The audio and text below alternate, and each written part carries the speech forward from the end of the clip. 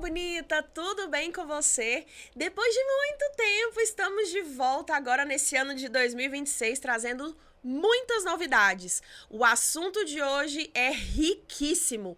Vamos falar sobre cirurgia plástica facial, blefaroplastia e algumas coisas sobre lifting facial. Você, mulher vaidosa que está interessado no nosso assunto, fique aqui coladinha conosco. Mas é claro, teremos sempre um pouquinho de maternidade. Roda a vinheta.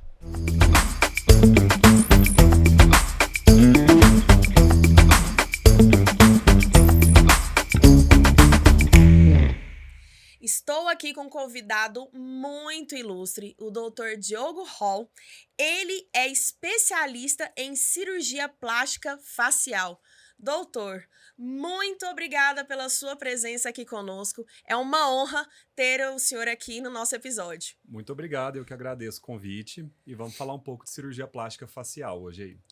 Doutor, fala um pouquinho pra gente da sua trajetória profissional, para quem está nos assistindo, para te conhecer um pouquinho melhor. Certinho, então eu sou médico formado pela Universidade Federal de Goiás, pela UFG.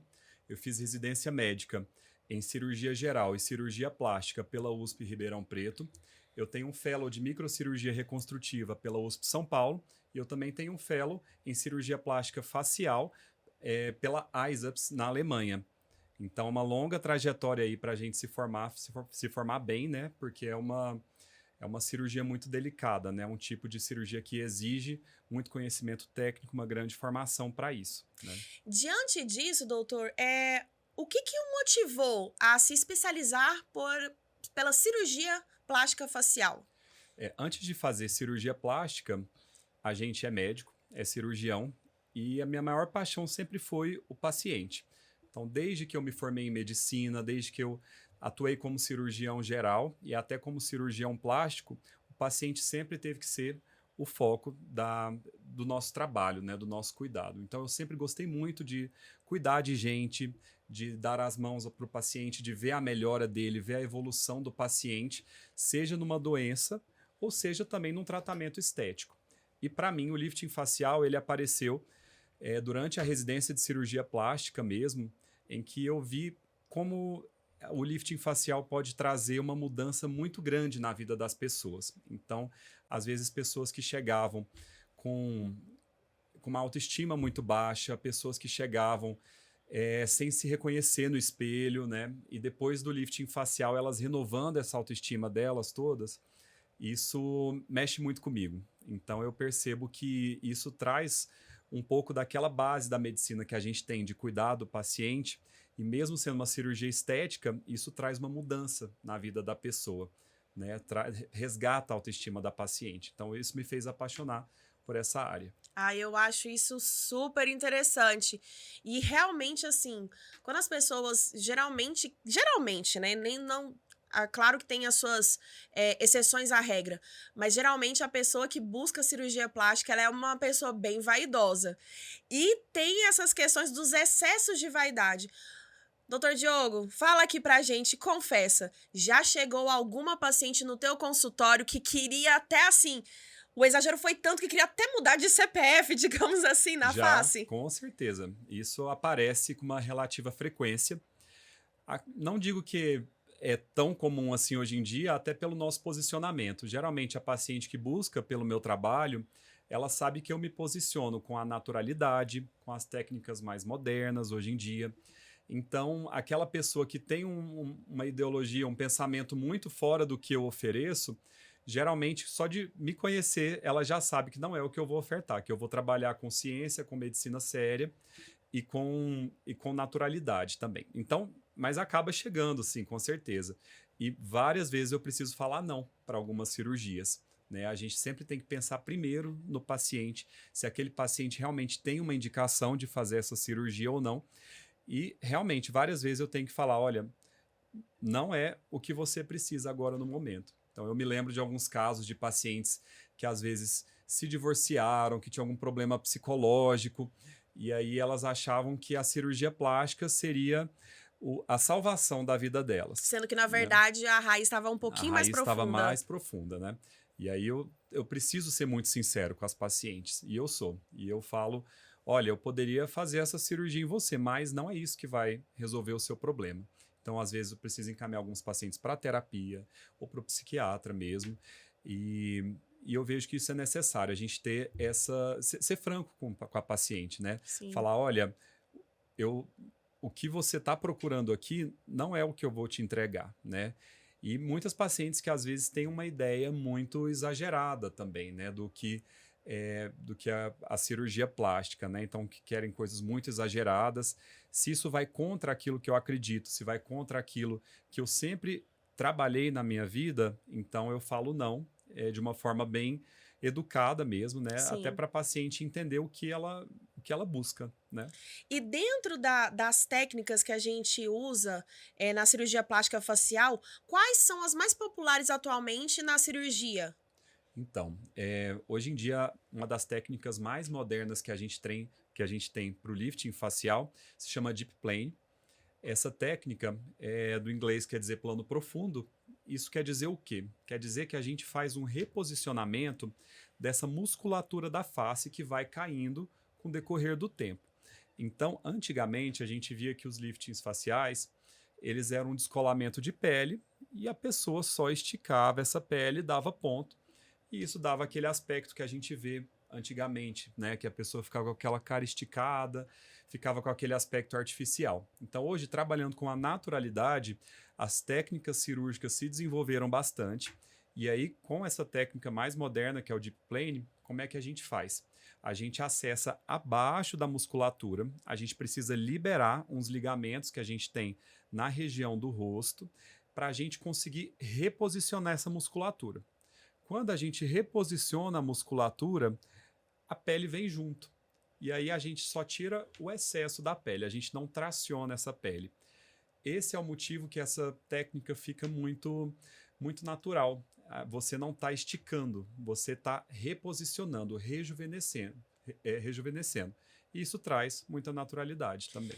E essa nova técnica, doutor, ela tem uma diferença com a antiga cirurgia plástica facial que a gente estava acostumada a ver dentro do ramo? Sim, com certeza. Antigamente, igual eu falei, os cirurgiões trabalhavam bastante só na tração da pele, né? Existem evoluções das técnicas, claro, existem várias variações dessas técnicas também. Depois de um tempo, entendeu-se que precisava trabalhar a musculatura do rosto, né? E algumas pessoas trabalhavam a musculatura de uma forma mais superficial, e hoje com o Deep Plane a gente trabalha essa musculatura de uma forma mais profunda. Isso quer dizer liberar as estruturas mais profundas do rosto para conseguir reposicionar sem ficar muito esticado ou tracionado, e sim rejuvenescido. E doutor, para quem está nos assistindo aqui agora, explica pra gente a diferença entre o lifting facial e esses preenchimentos que a gente já conhece que está agora. Essa pergunta é muito boa, até porque existe um conceito que é um pouco deturpado da forma geral, que é usar o preenchimento como um tratamento da flacidez. Preenchimento, como o próprio nome já diz, ele serve para devolver volume para a região do rosto. Então, muitas vezes a pessoa começa a ter já sinais de flacidez e aí você quer resolver isso com preenchimento. E aí vai colocando ácido hialurônico, ou até outros preenchedores como PMMA, que é contraindicado, né? A gente vê muito isso no nosso dia a dia.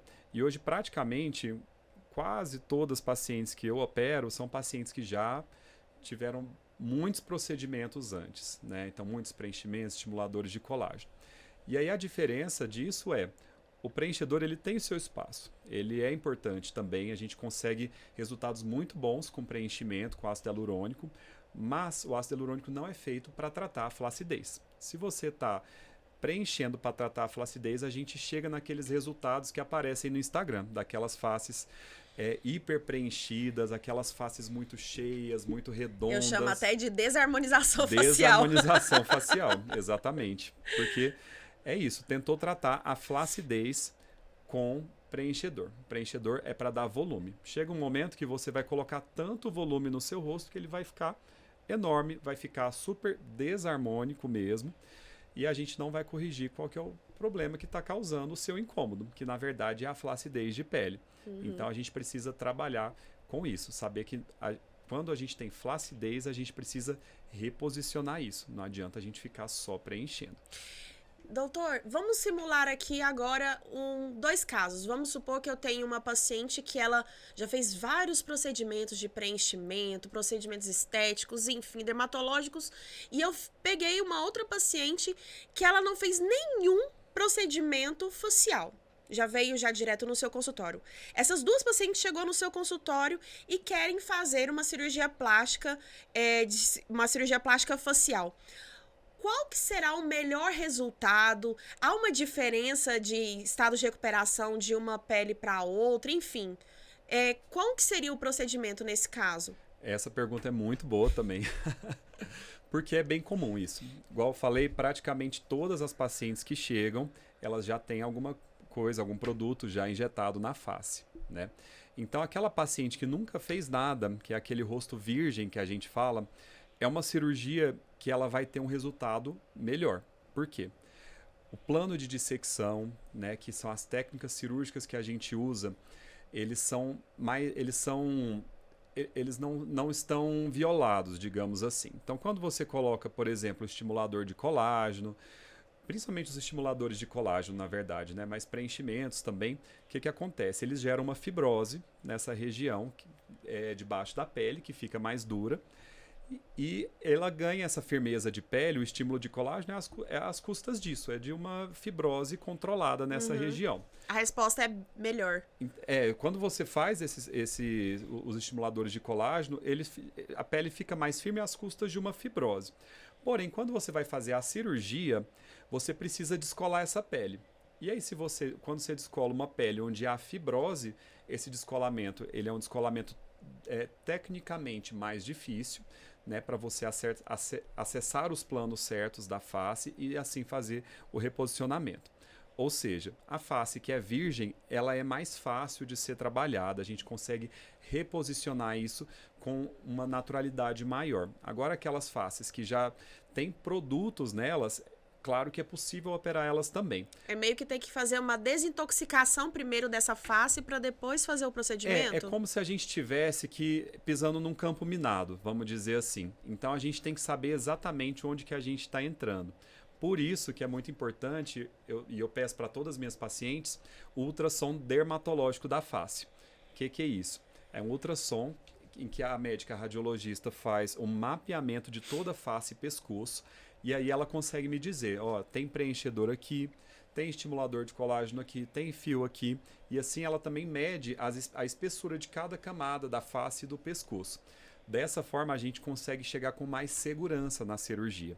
A gente consegue definir exatamente onde que estão esses produtos, né? E como se fosse um mapa para esse campo minado, para a gente saber exatamente o que fazer.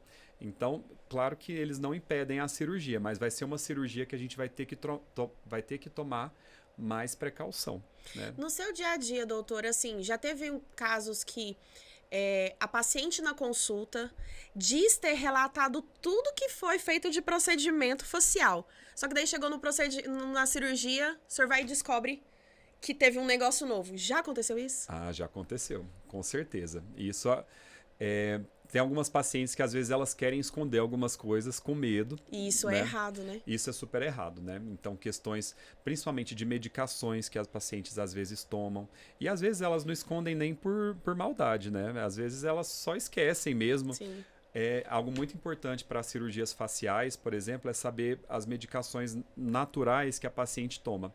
Então ela acha que por ser natural, o remédio não vai interferir. Ele não tem problema. E muitas vezes tem. Então, algumas medicações, por exemplo, à base de cúrcuma, por exemplo, é algo que sangra muito, né? Então, às vezes, a gente vê resultado de pós-operatório tardio com sangramento por causa que usou cúrcuma, né? Esse é um exemplo de vários. E também outros tipos de medicação que aumenta sangramento, como alguns tipos de anti-inflamatório ou esteroides anabolizantes também. Tudo isso pode aumentar sangramento intraoperatório. E às vezes ela omite isso, nem por maldade. Às vezes ela só esquece, mesmo. Sim. A gente perguntando, questionando. Esse procedimento, esse contato paciente-médico, ele é tão importante. Eu falo sempre para as minhas pacientes, nunca esconda nada. Exatamente. Porque muitas vezes a paciente acha que está escondendo alguma coisa da gente, seja para um médico ou para uma enfermeira, como eu. Num pós-operatório, o próprio corpo vai dizer. Vai dizer. Ele vai responder que tem alguma coisa errada. Eu tive uma paciente que, assim, ela fez um procedimento, não de facial, mas ela fez um procedimento cirúrgico. E ela falou que ela não estava conseguindo comer e eu não estava conseguindo entender.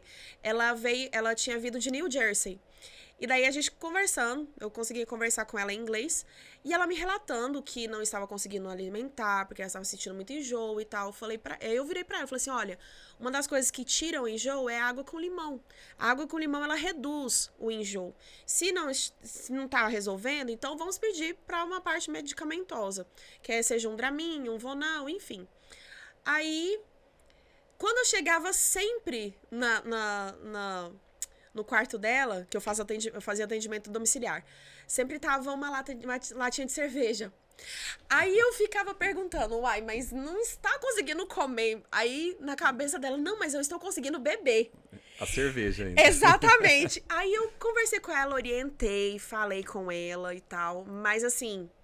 Ela, justamente dela, pela falta, às vezes, de informação, olha, eu não tô conseguindo comer, mas eu tô conseguindo beber. Eu falei, não, se você vai se alimentar, se você vai beber, então, opte por coisas mais saudáveis. Uma água, um suco, uma água de coco.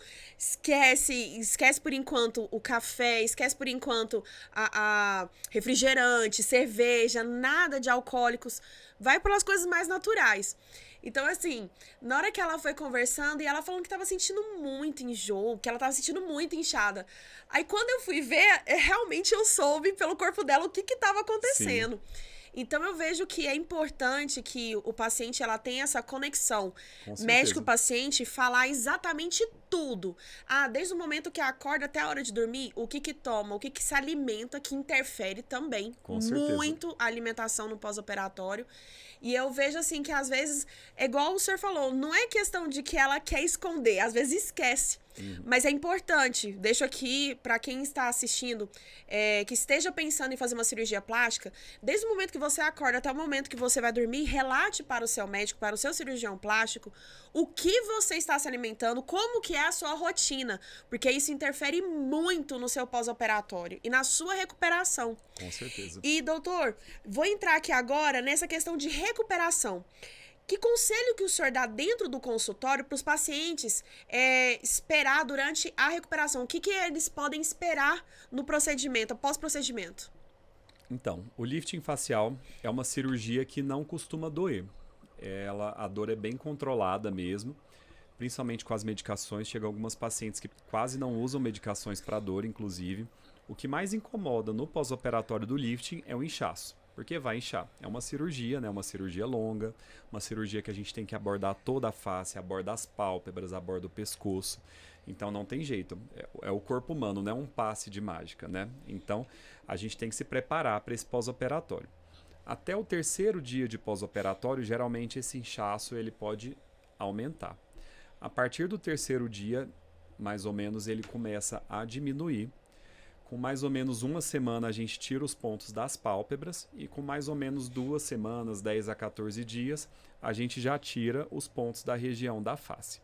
Então, toda vez que o paciente volta no consultório, que a gente vai tirando esses pontos, a recuperação vai ficando cada vez mais rápida, de uma forma bem exponencial mesmo. Então, apesar dela inchar bastante, ela desincha muito rápido também. A ponto que 2 semanas depois, quando já estamos tirando os pontos, o paciente, se não contar, às vezes a pessoa nem percebe que ela está operada, apesar de ainda estar um pouquinho inchado. Então dá para a pessoa voltar a trabalhar, já fazer as atividades diárias, contanto que não faça muito esforço. Então, para esperar do pós-operatório é isso, saber que vai inchar. Às vezes pode ter um incômodo na região do pescoço, porque a gente amarra os músculos, mas é como se fosse calçar um sapato novo, que com o tempo vai laceando. Tá? A gente precisa, para dar uma boa definição, amarrar essa musculatura.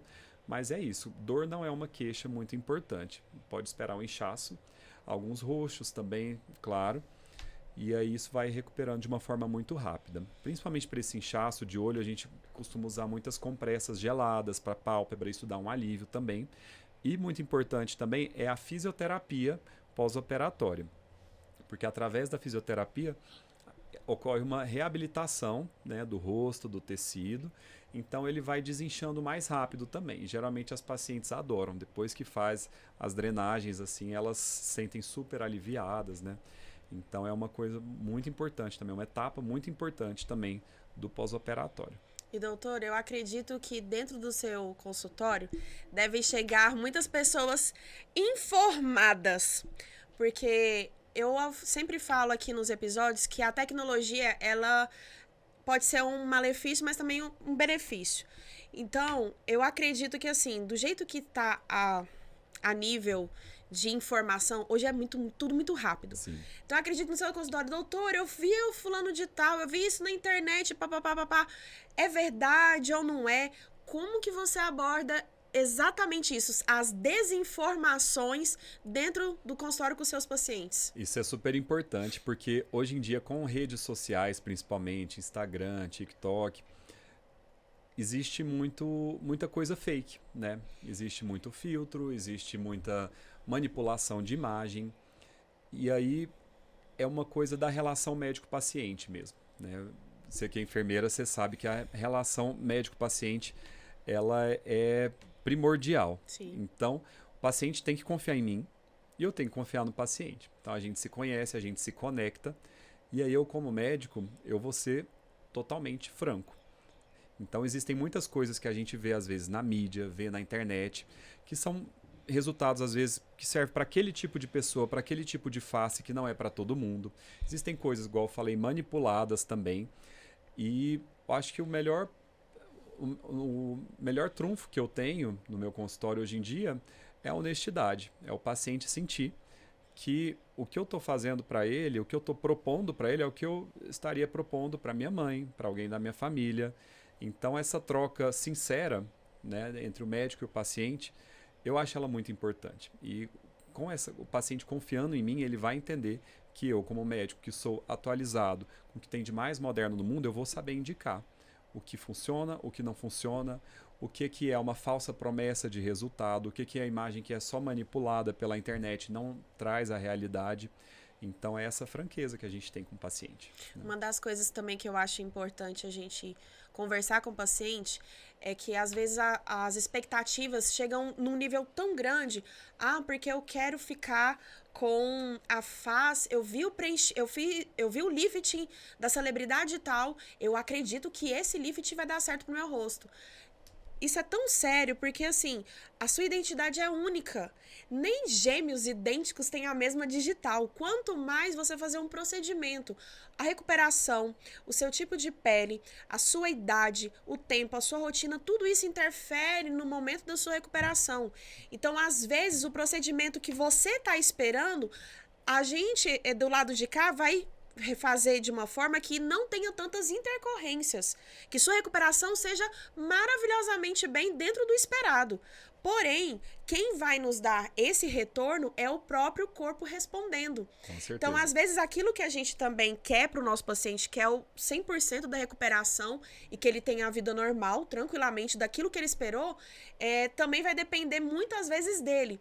Porque o médico pode ser o melhor do mundo. Se o paciente não seguir as orientações do médico pós-operatório, pode ter certeza que a recuperação dele não vai ser boa. Tive muitas pacientes que teve várias intercorrências por não seguir recomendação médica. Gente, isso é muito sério.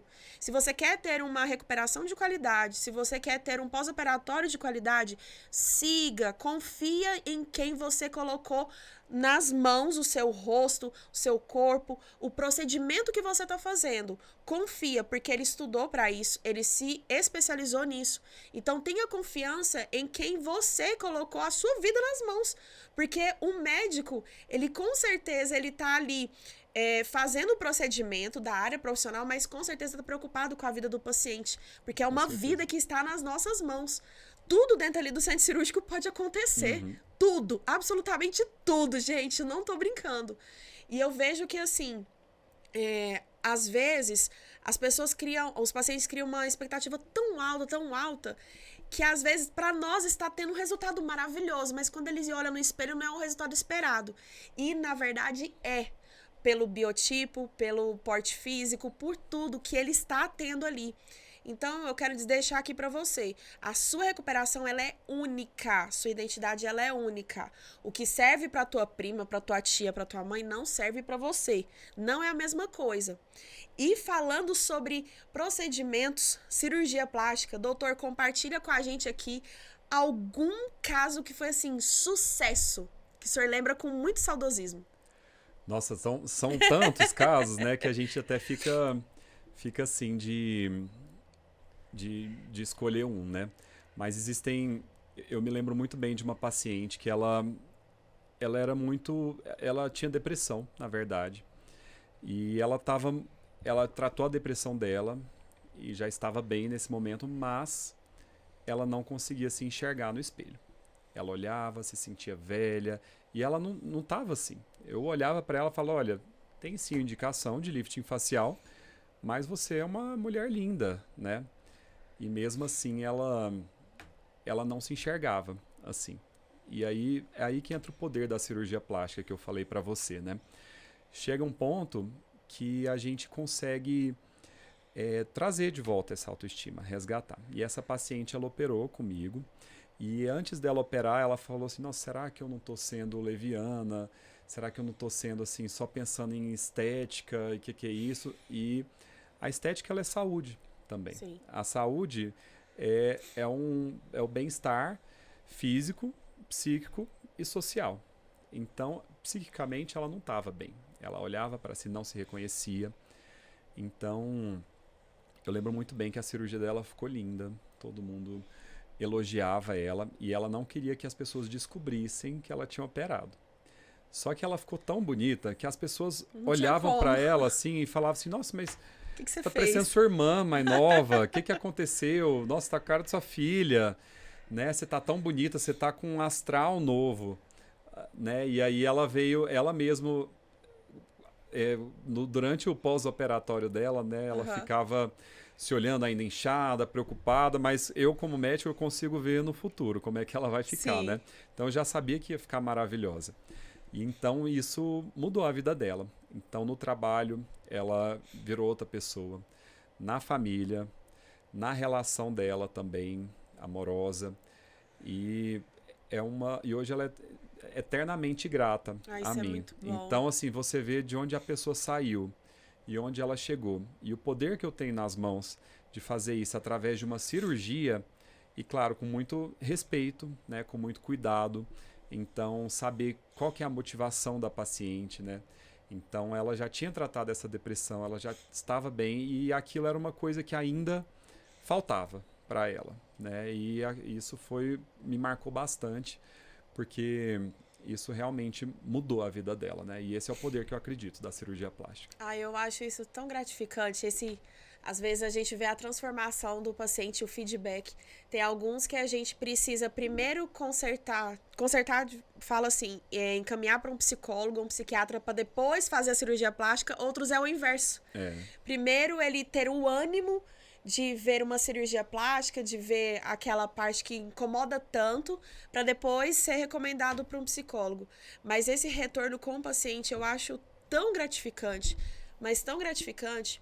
Eu lembro de uma também, muito tempo atrás, que ela botou tanta confiança em mim, a gente que depois que o médico faz a cirurgia plástica, o enfermeiro do pós-operatório parece que vira meio que o psicólogo também. Porque a gente tá ali, vai fazer os procedimentos e tal, ele tá todos os dias dando banho, ajeitando curativo, medicação e tal, todo esse pós-cuidado operatório. E ela veio conversar comigo, ela abriu pra mim os problemas que às vezes estavam tendo em casa com o marido e tal, e o quanto que o marido mudou o tratamento com ela depois da operação. Eu perguntei pra ela o porquê que ela tinha feito e tal. E ela falava que ela se olhava no espelho, ela não estava se reconhecendo. Ela tinha feito o procedimento do lift facial e ela ela fez uma lipoaspiração também. Depois, ela primeiro se recuperou do lift facial, aí depois ela foi fazer a lipoaspiração. Aí eu vim cuidar dela na lipoaspiração. E daí ela falou pra mim que ela não tava se reconhecendo, ela tava meio com depressão também, que ela tinha muitos problemas de autoestima e que depois ela foi melhorando e tal, mas que o psicólogo tinha recomendado pra ela se cuidar no salão e tal, cuidar mais da autoestima, ler alguns livros e fazer uma cirurgia plástica pra depois ela voltar a continuar com o tratamento terapêutico. E daí ela falando pra mim que isso mudou. A partir do momento que ela começou a se amar, a olhar no espelho, que ela começou a gostar do que ela via, do reflexo, o marido começou a mudar o tratamento. Não que ele tinha um tratamento, digamos, abusivo, que aí eu já não concordo. Mas ele tinha um tratamento meio frio, que ela sentia que o casamento iria terminar. Mas que ela entendeu que não era por causa do marido. Era ela. Porque ela colocou assim, como evangélica, ela falou, vai amar o próximo como a ti mesmo. Ela não estava se amando. E ela notou que ela que estava se distanciando do marido dela e também dos filhos, que ela já não queria mais se relacionar, não queria se socializar com ninguém. E que a cirurgia plástica foi a cereja do bolo para mudar a página da vida dela. Então, assim, quando ela veio me contar, eu fiquei muito feliz. Depois ela me mandou fotos de renovando os votos matrimoniais na praia e tal, com os filhos. Eu achei isso maravilhoso. Sim. Então, assim, às vezes as pessoas acham que a estética não é saúde, gente, mas é claro que é. Autocuidado, né? Justamente. O autocuidado é saúde também. Sim. Então, eu vejo que a estética, por mais que às vezes a pessoa... Claro, nós temos exceções, tem uns que são exagerados, peca pelo exagero. Mas em todo o âmbito da vida a gente precisa ter o equilíbrio. Não só na questão espiritual, na questão físico, mental, mas também em tudo. A gente precisa encontrar o equilíbrio das situações, o equilíbrio cirúrgico, o equilíbrio da mente, do que eu tô comendo, do que eu tô fazendo, do que eu tô falando. E quando você tem esse feedback do paciente, que ele está feliz, que ele não está 100% sem os problemas, mas que ele já chegou num ponto que ele gosta de olhar no espelho, que ele está se amando, eu acho isso super importante, doutor. E eu sei que você também fica gratificante quando vê esse retorno da paciente, que é esse feedback. E, doutor, eu vou fechar esse quadro, porque agora eu quero falar um pouco mais do deep plane. Vamos lá. Quais são os benefícios duradouros do procedimento do deep plane? Tem uma diferença só do lift facial para o deep plane? Qual que é a durabilidade? Certo. O deep plane, é importante a gente explicar, né? Ele é um tipo de lifting facial, é uma técnica de lifting facial. Então, hoje em dia, com o deep plane a gente consegue oferecer mais naturalidade para o rosto e uma durabilidade maior, porque, igual eu falei, é um reposicionamento, né? Então, o lifting facial, a duração dele é muito variada, né? É difícil a gente falar, porque o rosto continua envelhecendo, né? Só que, claro, a gente reposicionou a musculatura. A gravidade não ajuda, doutor. A gravidade continua atuando, né? A gravidade é para todo mundo, Sim. né? Então tudo vai cair um dia, né? Só que, claro, se a gente reposicionou lá em cima aquilo que estava caindo por 40, 50 anos, vai cair lá de cima novamente, Sim. né? Então, claro que você vai demorar muito mais para chegar onde você estava, né? Depois de ter feito o deep plane. Então, assim, tem pacientes que ficam satisfeitas por 10, 15, 20 anos, assim, né? Existem pacientes com relatos, assim, de muito mais tempo de satisfação, né? Porque ele tratou isso com uma naturalidade, né? Então, a paciente continua envelhecendo, isso a gente tem que saber, né? E aí tudo vai sobre a satisfação da paciente. Mas eu diria que por volta desse tempo, assim, pelo menos uns 10 anos, as pacientes costumam ficar bem satisfeitas. E, doutor, para essa durabilidade, por exemplo, de 10 anos, uma dúvida. As coisas que eu coloco no rosto, por exemplo, dormir de maquiagem, por exemplo, dá um efeito de não ter essa durabilidade de 10 anos, as coisas que eu faço no rosto diminui esse tempo de durabilidade, alimentação interfere também nessa durabilidade? Interfere demais. A cirurgia, ela não é a resolução para todos os problemas. A cirurgia é um passo bem importante, mas o cuidado do rosto ele tem que ser global. Então a gente não faz uma cirurgia e volta a viver igual estava. Então, radiação solar envelhece muito a pele, então você tomar muito sol sem proteção envelhece a pele. Alimentação, que seja alimentação muito desregrada, alimentação Gordurosa. muito gordurosa, com muito açúcar, tudo isso também piora a qualidade da pele.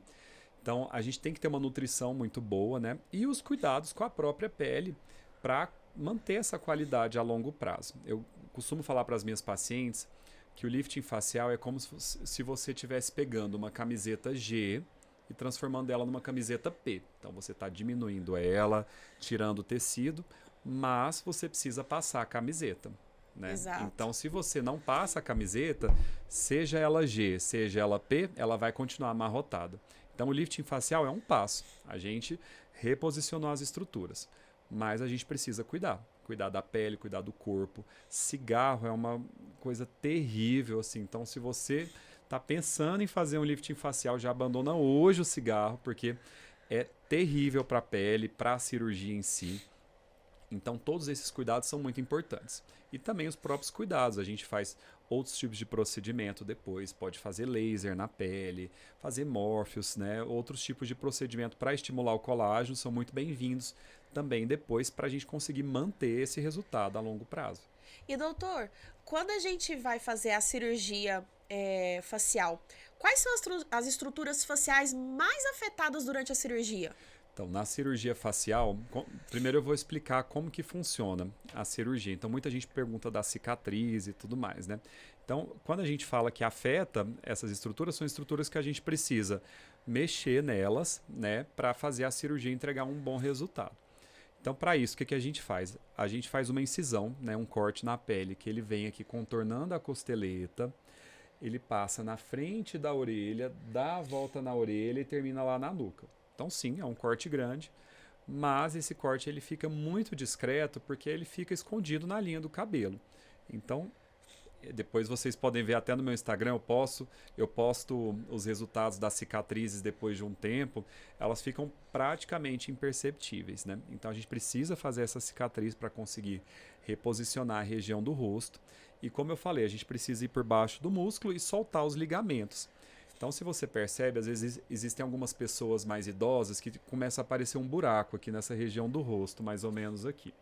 Então, esse buraco ele é um ligamento que a gente tem no rosto. Então, se a gente só ficar puxando a pele, você vê que a pele trava, mesmo tendo muita flacidez, se a gente fica só puxando, ela não vem. Então, para a pele vir e eu reposicionar, eu tenho que liberar esse ligamento para tirar o excesso de pele e depois esses ligamentos, com a fibrose, eles vão se refazendo também. Mas então a gente precisa tratar todas essas estruturas. E quando a gente pensa no pescoço, o pescoço ele é o calcanhar de Aquiles de muita gente, porque o tratamento do pescoço é um tratamento que precisa ser global. Então tem muita gente que às vezes tem muita gordura no pescoço, fala, eu quero fazer uma lipo de papada. Lipo de papada é uma coisa que é muito raro eu indicar ela de forma isolada, porque o pescoço ele tem várias camadas. A gente tem pele, a gente tem uma camada de gordura, a gente tem a musculatura, que é o platisma. Aí debaixo dessa musculatura a gente tem mais gordura e a gente ainda tem outros músculos, como por exemplo o digástrico que fica aqui, que dá aquele papinho, assim, entendeu? Então pensa só quantas camadas. Em alguns casos tem até a glândula também, que faz esse volume no pescoço. Então pensa só quantas camadas que contribuem para o pescoço, para ter o formato do pescoço. Então, se eu estou operando o pescoço, não adianta eu só fazer uma lipo numa camada superficial. Se eu não trato o músculo platisma, se eu não trato a gordura abaixo do músculo platisma, se eu não trato esse outro músculo digástrico, em alguns casos até a glândula, a gente não consegue oferecer um tratamento completo. Então, é por isso que a lipo de papada são raros casos que ela vai ser suficiente. Porque a gente tem pele, tem gordura, tem musculatura, e se a gente não tratar como um todo, a gente não vai atingir um resultado ideal. Doutor, agora vamos entrar numa parte aqui. A gente conseguiu entender nessa parte de estrutural, anatômica, até é interessante a gente estudar um pouquinho de anatomia para ver onde que vai mexer no nosso corpo. Mas quais são as características que você considera para um bom candidato para fazer um deep plane? Ótimo. Então, a indicação do lifting facial, ela é flacidez de pele. Então, moderada, a grave. Grave é uma palavra Sim. feia, assim, né? Mas como classificação a gente pode até colocar assim. Então, flacidez de pele. Como saber se eu estou com flacidez de pele? De uma forma empírica, todo mundo pode olhar no espelho e perceber, nossa, eu tô com o rosto caído, tô com o rosto derretendo, tô com um bigode chinês muito marcado, tô com um bulldog marcando aqui. Tem esses nomes horrorosos aí que o pessoal Sim. fala, mas que no cotidiano a gente ouve muito isso, né? Então, são sinais de envelhecimento, né? Não é um problema isso, né? As pessoas envelhecem, isso é normal, né? Só que pode chegar um ponto que esses sinais de envelhecimento começam a te incomodar. Então, para graus de flacidez mais leve, claro, existem vários procedimentos, né? Então, existem estimuladores de colágeno, existem algumas tecnologias para controlar, né, essa flacidez mais leve, mas existe um ponto em que os procedimentos injetáveis, as tecnologias vão ser insuficientes para chegar num resultado ideal. Aí é o momento que entra o ponto do lifting facial. Então, muita gente pergunta, doutor, a partir de qual idade que a gente pode fazer o lifting facial? Olha, não tem idade. Esses dias eu operei uma paciente de 37 anos. 37 anos, um lifting facial. Será que está errado? Era uma paciente que emagreceu bastante, ela malha bastante, então o rosto dela caiu. Ela já tinha feito muito procedimento não invasivo, então com estimulador de colágeno, tinha colocado um monte de fio no rosto, preenchimento.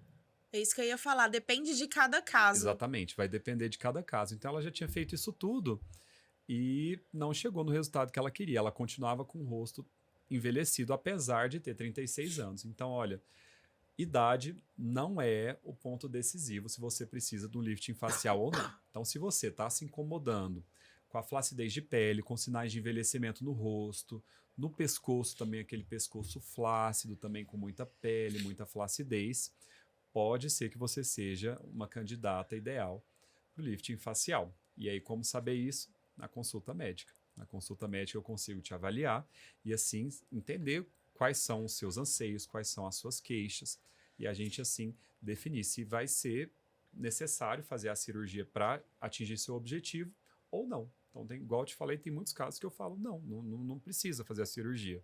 Falei que eu operei uma de 36 anos esses dias, chegou no meu consultório uma de 55, que não precisava de lifting Nossa. facial. Estava com o rosto super bem cuidado, super firme, para o que ela queria, não precisava. Eu contraindiquei o lifting, para você ver que a idade não é um fator decisivo. Sim. O decisivo vai ser a anatomia da paciente, porque a anatomia de cada um vai ser muito única, né? Depende então, muito pacientes a precisam, condição do outros não. tipo de pele. Às Com vezes certeza. o histórico familiar também interfere muito. Histórico familiar, também de hábitos de vida, igual eu Sim. falei, pessoa que fuma muito, pessoa que fez uma bariátrica, ou que emagreceu bastante, muitos quilos. Então, imagina uma pessoa que tá um pouco acima do peso, ela emagrece, o que acontece?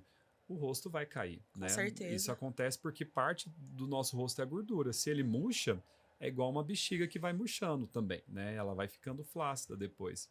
Então, existem vários pontos, né? Tanto genéticos, familiares, quanto de hábitos de vida e da história de cada um, né? Vamos agora fechar esse quadro agora de deep planing. Vamos agora para a blefaroplastia. Doutor, o que é a blefaroplastia? Nossa, quase enrolei a língua aqui agora.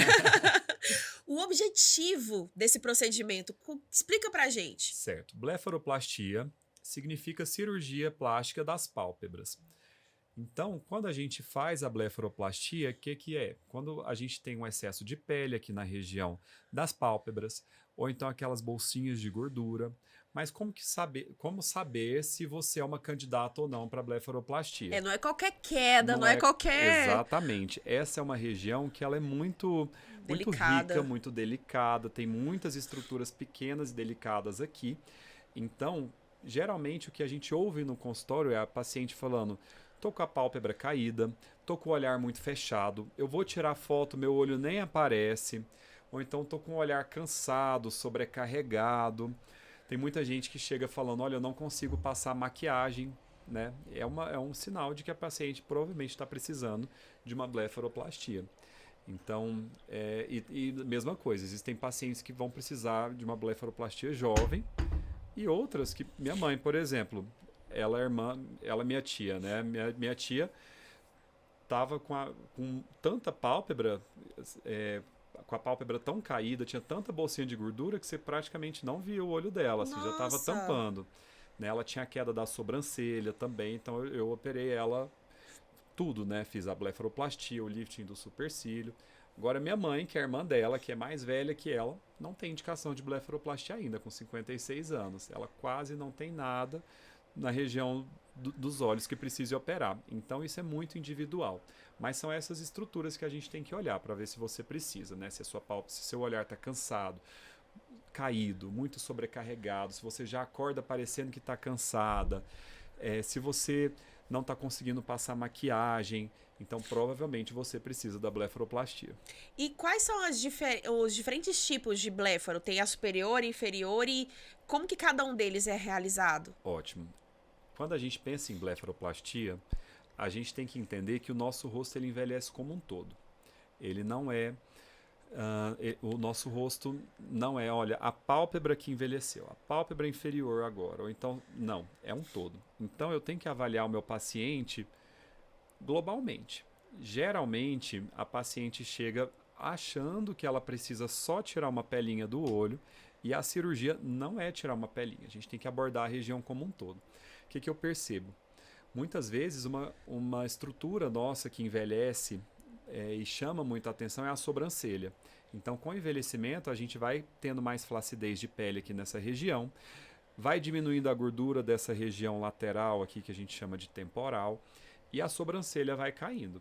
Se você palpar, você que está em casa, pode colocar a mão aqui na sua sobrancelha e sente, você vai sentir um osso embaixo. Se por acaso a sua sobrancelha está ultrapassando esse osso, está ficando abaixo do osso, já é um sinal que a sobrancelha caiu. E muitas vezes a queda da sobrancelha, ela dá esse olhar caído, esse olhar entristecido. Então, muitas vezes a pessoa chega querendo operar a pálpebra e, na verdade, ela precisa operar, além da pálpebra, a sobrancelha também. E também a gente tem a pálpebra superior, que tem pele, tem bolsinha de gordura. A gente tem a pálpebra inferior também, que também tem pele, tem bolsinha de gordura, tem as olheiras. Então você vê que não é só pálpebra, a gente tem que olhar essa região inteira. E na maioria dos... É raro fazer só uma pálpebra superior, por exemplo, porque na maioria dos casos a gente precisa abordar como um todo. Então, às vezes, mexer na inferior, mexer na superior.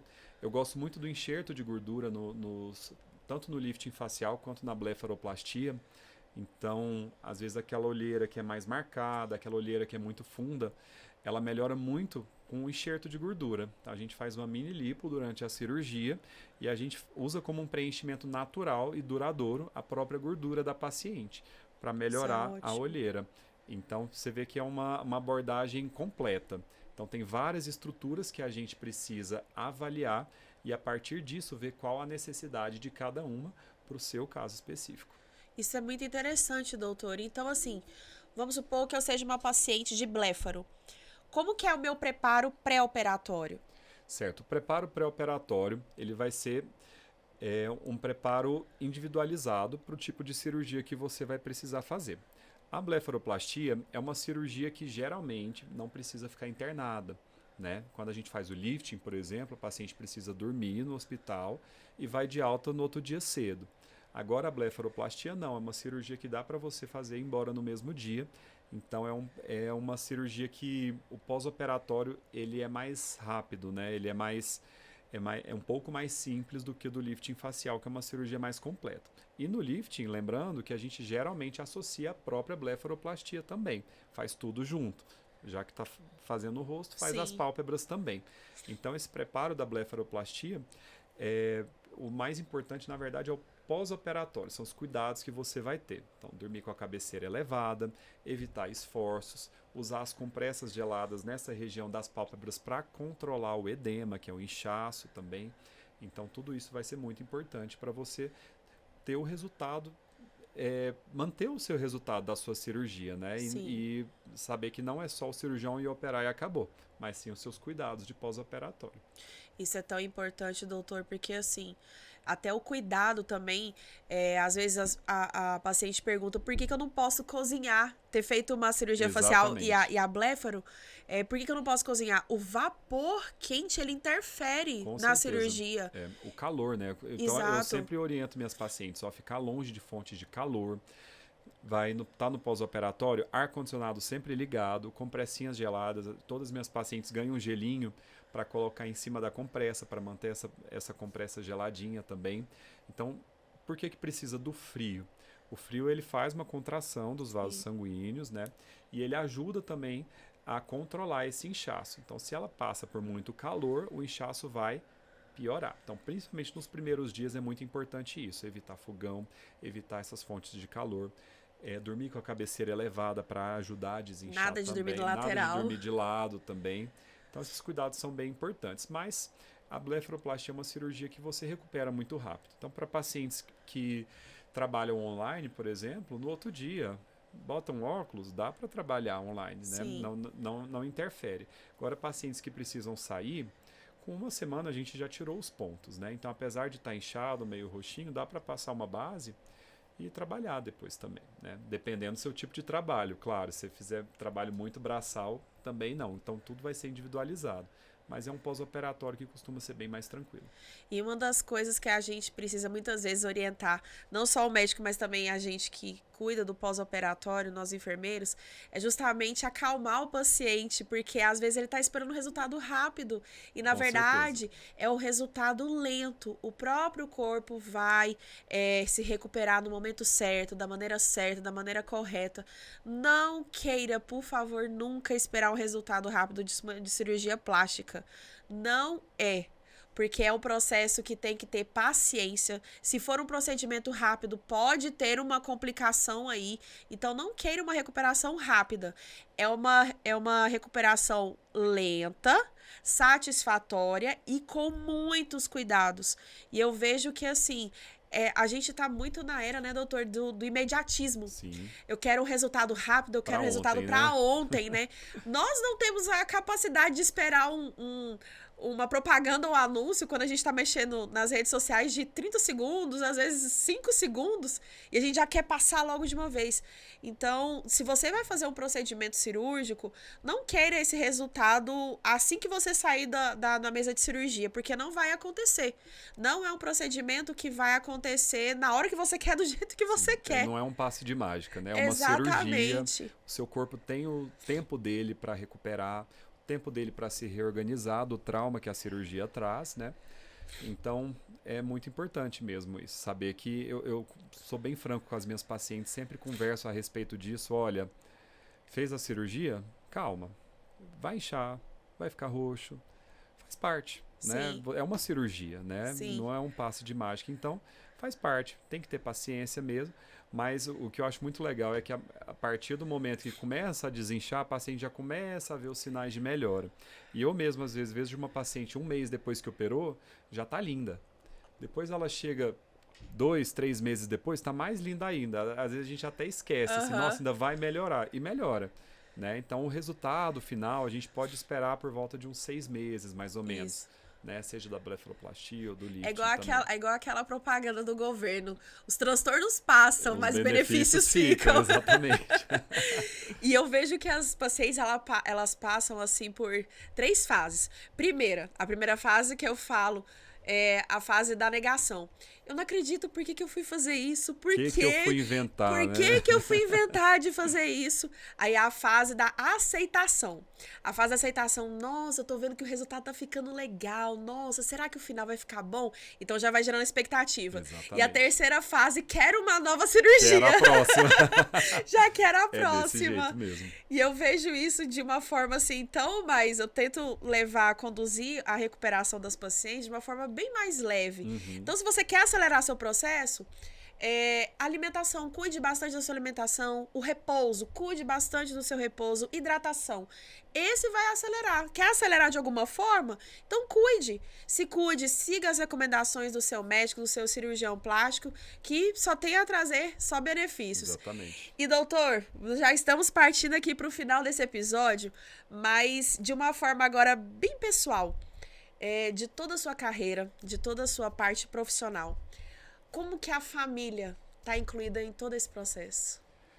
A família, ela é a base de tudo, é a base da nossa sociedade, né? Então, a família, eu vejo que é como se fosse uma pilastra importante, né? Então, opa. Isso. É como se fosse uma pilastra, né? Então, a paciente toma a decisão, mas ela precisa de uma rede de apoio.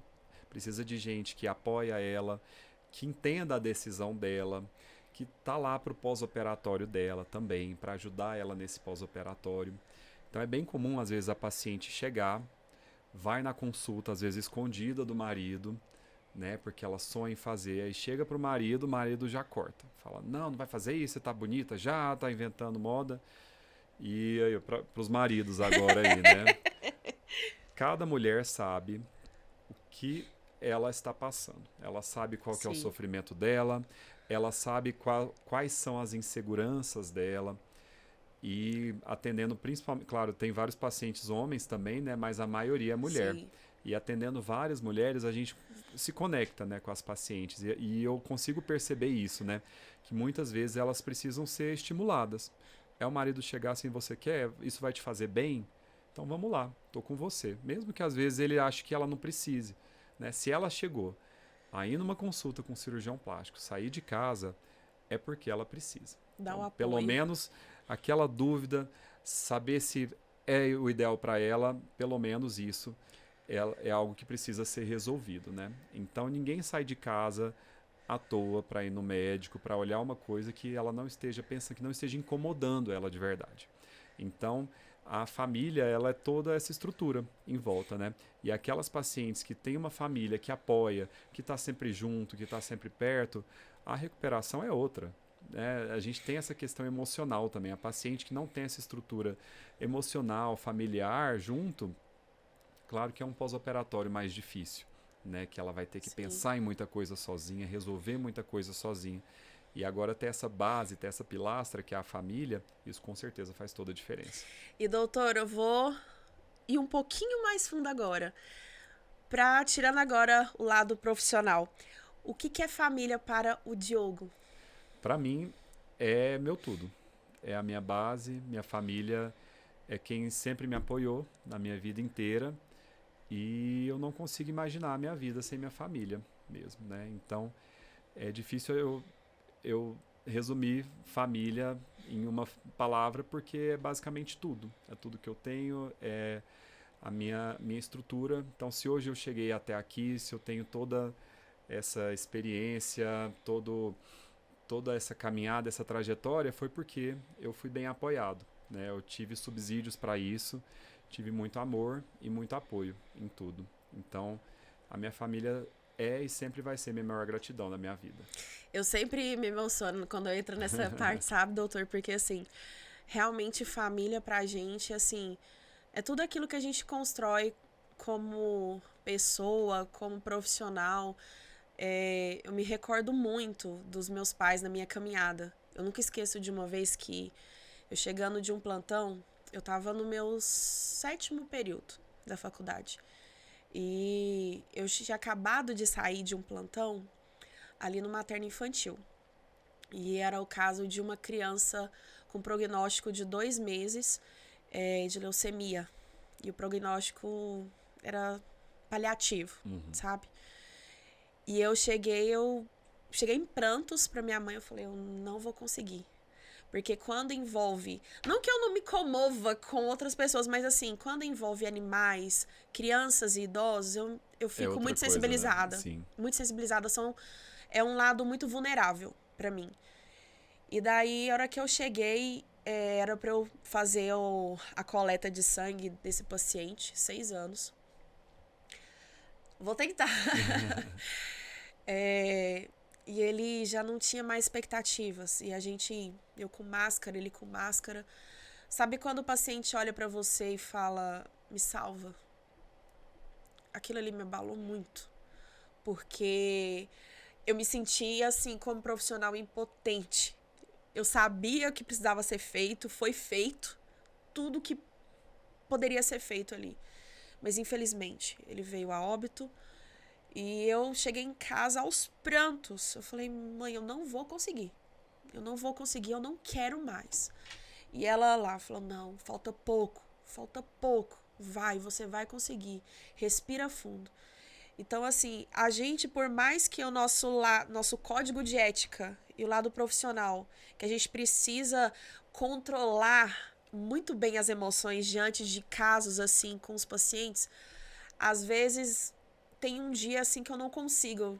Na frente do paciente eu me mantenho com controle emocional, mas às vezes entro dentro do carro, eu já sei o Uhum. prognóstico, eu já sei o que vai acontecer, eu desabo. E eu sei que o senhor também, que você também tem esse lado humano, esse lado Sim, sim. profissional, que às vezes a gente quer ajudar, quer controlar, mas a gente sabe, não tem mais nada para ser feito. E na minha formação, e agora como mãe, ficou mais forte ainda.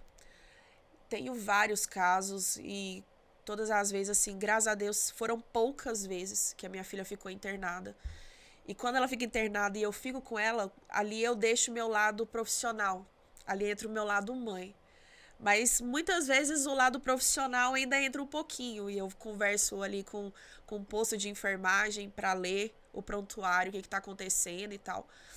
E assim, eu converso, tento fazer amizades ali dentro do hospital, mas muitas vezes que eu tô ali com a minha filha, que ela precisa de uma internação, que ela precisa de um cuidado um pouco mais profundo médico, o meu lado profissional, ele desaba.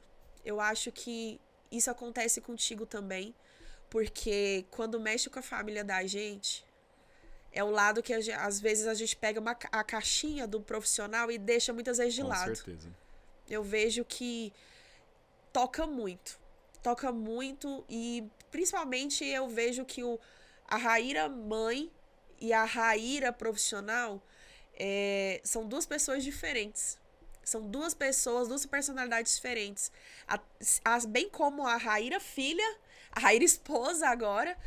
Então são várias, não personalidades, mas vários momentos da minha vida que para a minha construção profissional e pessoal foi muito importante. Então eu deixo aqui meu recado pessoal para os meus pais, que foram assim. Meu pai também me ajudou muito na parte profissional. E eu vejo várias vezes eles me incentivando, me orientando, não, faz isso e tal. E assim que eu formei, eu já queria fazer pós-graduação. Fui lá, muitas vezes queria desistir, porque pegava alguns pacientes, eu, não, vai, você vai conseguir, vai dar certo. Então, nessa construção, nessa caminhada, realmente foram muito importantes para mim. E tudo que eu sou, tudo que eu vejo agora da minha vida, da construção toda acadêmica, profissional, sem o apoio da família, eu acho que eu não teria conseguido. Eu não teria conseguido em vários momentos. E fechando aqui, vou fechar porque senão eu vou acabar chorando. É. Mas emociona mesmo, né? Sim, Falar da nossa família e a gente como profissional de saúde, né? Lembrando as experiências que a gente tem, né? é. Sabendo que eu, por exemplo, como antes de ser cirurgião plástico, a gente tem que fazer cirurgia geral, né? E na cirurgia geral talvez é a vez que a gente mais vê casos graves, assim, né? E o que eu sempre quando atendia alguém eu pensava, nossa, poderia estar atendendo minha mãe, poderia ser Sim. meu pai que estivesse aqui. É o pai de alguém, é a mãe de alguém, é o filho de alguém, né? É o amor da vida de alguém, né? Então, o que eu trago assim de toda a minha formação e o que eu trago disso para hoje com o meu cuidado com o meu paciente é isso, aquela empatia de se colocar no lugar do outro, Sim. saber que essa pessoa o tratamento que ela vai receber é o mesmo tratamento que eu daria para minha mãe, porque ela é a mãe de alguém, ela é o amor da vida de alguém, e eu como profissional de saúde, eu tenho o dever de oferecer o melhor para ela, E a né? gente às vezes fica triste de ver, como eu sempre falo, profissionais e profissionais. Porque ver maltratando um paciente, ver maltratando tantas coisas que têm acontecido ultimamente dentro dos hospitais, dentro Sim, do cuidado, home care também, tem me entristecido muito, doutor. Tem me entristecido bastante. Então você que pensa numa carreira, você às vezes é um universitário e está planejando entrar para a área da saúde. Faz a diferença, faça diferente. Não seja mais um produto do meio. Porque o que acontece às vezes na realidade de cá acaba entristecendo a gente. Às vezes por ganância, por avareza, por uhum, dinheiro, a gente vê o homem destruindo o homem. com E certeza. a empatia, ela precisa falar mais alto. O amor ao próximo precisa falar mais alto. você tá cuidando de uma vida. Você recebe por isso? Com certeza. É gratificante o salário? Claro. Às vezes é muito bom receber. Quem não gosta? Claro que gosta. Mas isso não pode superar o teu amor pelo paciente, o amor à vida daquele paciente.